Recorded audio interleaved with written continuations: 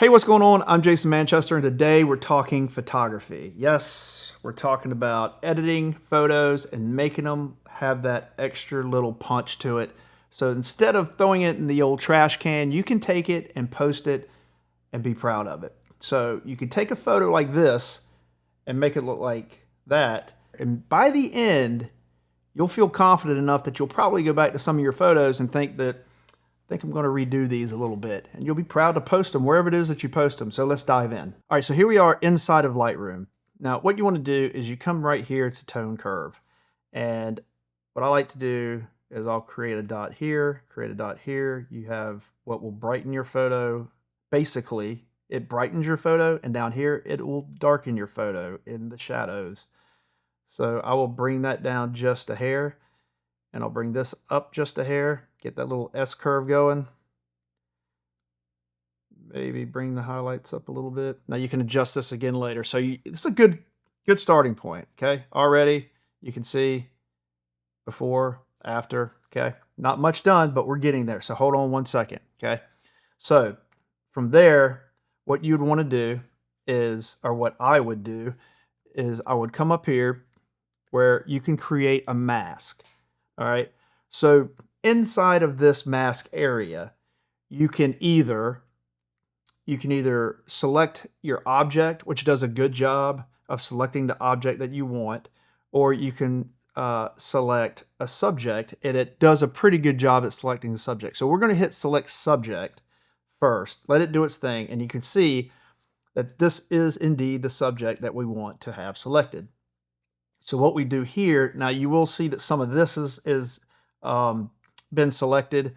All you have to do is you click on the mask and you'll hit subtract, and then you will drop down to whatever you want to use. And in this case, I'm just going to use a brush so we can hurry up and go through this.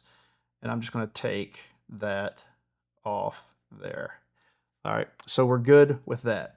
Now, while you have this selected, you can make some adjustments. Now, what we want to do is we want to come in here, and this panel you'll see that's lit, it's lit up a little different from here to there. Now, anything inside of this is going to affect the mask.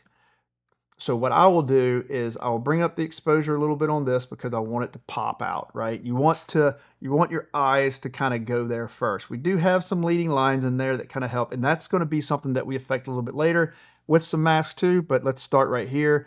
We're going to bring the exposure up a little bit. Now, you don't have to do it much. All these tweaks are minor. So we'll bring up the shadows a hair, and already you can see that from that to that, it already looks better, I would think anyway.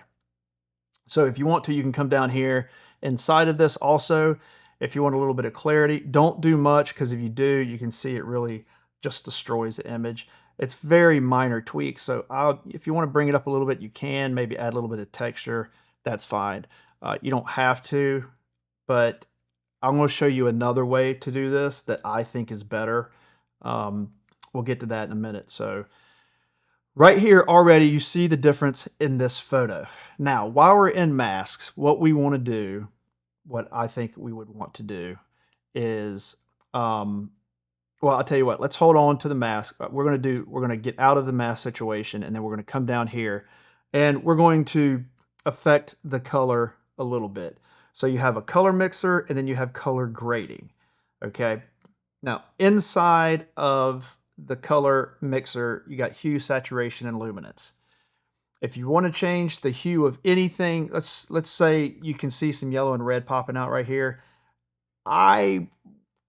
In this photo, I would not do anything with these colors really, but if you're going to try to affect them in some way, if you click on yellow, and let's say you want the saturation to be bumped up a tad bit. Now I'm going to do it I'm going to exaggerate it so you can kind of see the difference, but you can see how it affects all the yellow. Okay, so this is going to be specific to the yellow colors in the photo.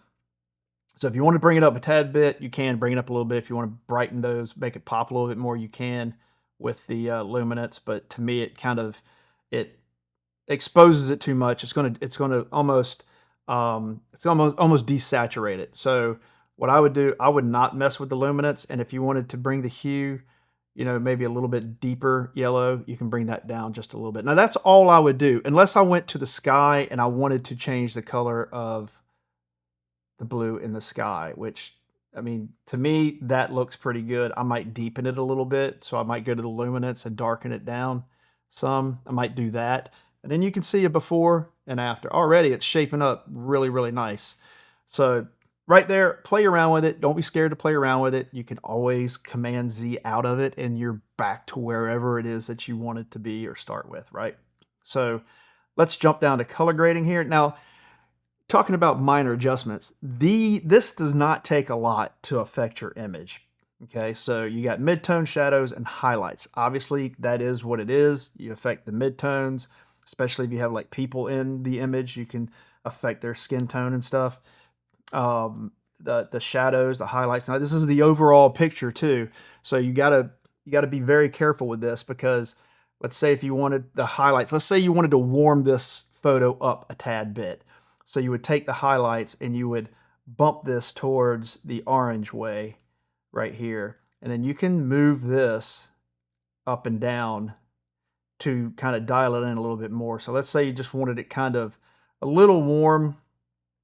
We can somewhere in there, maybe dial it back a little bit. And then let's say you wanted some midtones in there to kind of really push home the late afternoon type feel. Let's say somewhere in there, just for the sake of talking about it. So again, before, after, already, boom. It's really shaping up nice. So you do have a denoiser here. I don't know if you know this or not, but you can use the denoiser. If you take a photo, you notice some noise in it, it does a really, really nice job. This does not have really anything that I would worry about, so I'm not going to mess with it, but you can use it, and it's really, really fast. It takes like, I think around 5 to 7 seconds, and it denoises your photo for you. So the next thing I want to go to is sharpening. Now, this is where I was talking about earlier, that, you know, if you want to, instead of your clarity and texture, I like to use sharpening simply because to me, you can dial it in a little bit better. So if you go to sharpening, always move it up somewhere in this area, mess around with it. Whatever you like to do, you can mess around with it and get it to where you want it. But if you do that, you can bring the radius up, the detail up, and then the masking, if you hit Option, this is a quick tip for you. If you hit Option, everything turns white. That means everything in the photo will be considered sharp.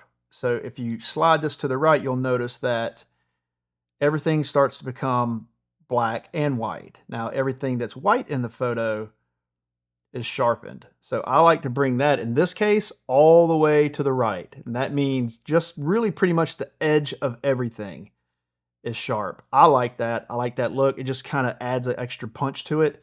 That's how I prefer to do it instead of using clarity and texture. I just think it messes up, in my opinion, it messes up the image a little quicker. So as usual, you want to come down here, hit Constrain Crop, and I use Auto. It does a really good job. It'll straighten the photo up fine. Now, if you look over here, it's pretty straight here. If you look over here, it's a little off. If that bothers you, you can always come down here and fine tune it to, you know, make it look a little bit better, to tighten it up. So you do have vignetting.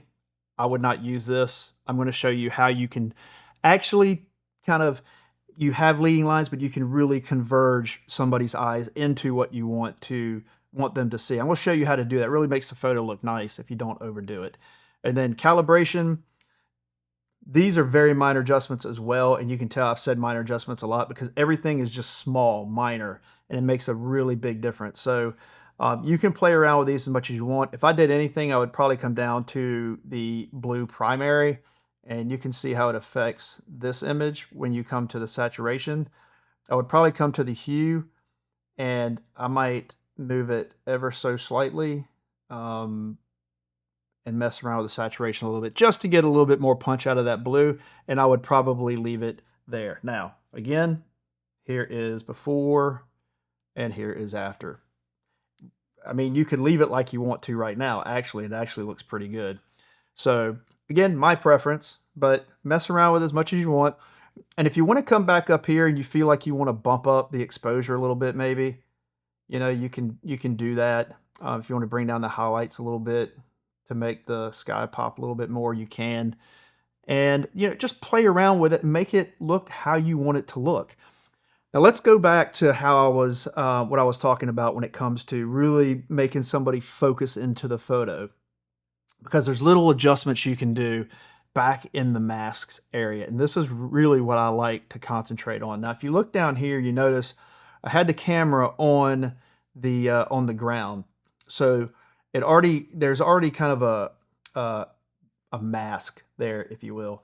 But we're going to create a new mask, and we're going to hit linear gradient. We're going to hit the shift key. That way, whenever you drag your gradient, it stays straight. It doesn't go all wonky on you. We're going to start up here. We're going to come down. Now, everything in the red area is going to be affected. And you can see that the gradient, hence the name gradient, it eases up as it goes further down. So I'm going to bring this down about halfway. And then everything, whatever you adjust in here, is going to affect only the red area. So what I'd like to do is start with the shadows, and I'll bring that all the way down. Now you can see a little bit of a difference here. You can see kind of how it's darkened the top up there. You may, if you want to, you can bring the exposure down just a slight bit. It's not noticeable a lot, but it's a start. So you can either create a new mask and do that again on the right and left side, or if you kind of like where that is right there, you can just add to the mask you just did, hit linear gradient, and it's already got the settings in there. You just bring it over and it automatically adjusts it. And then you can add another one, and you can do the same thing on this side now. And then that's kind of where that ends up as far as that goes.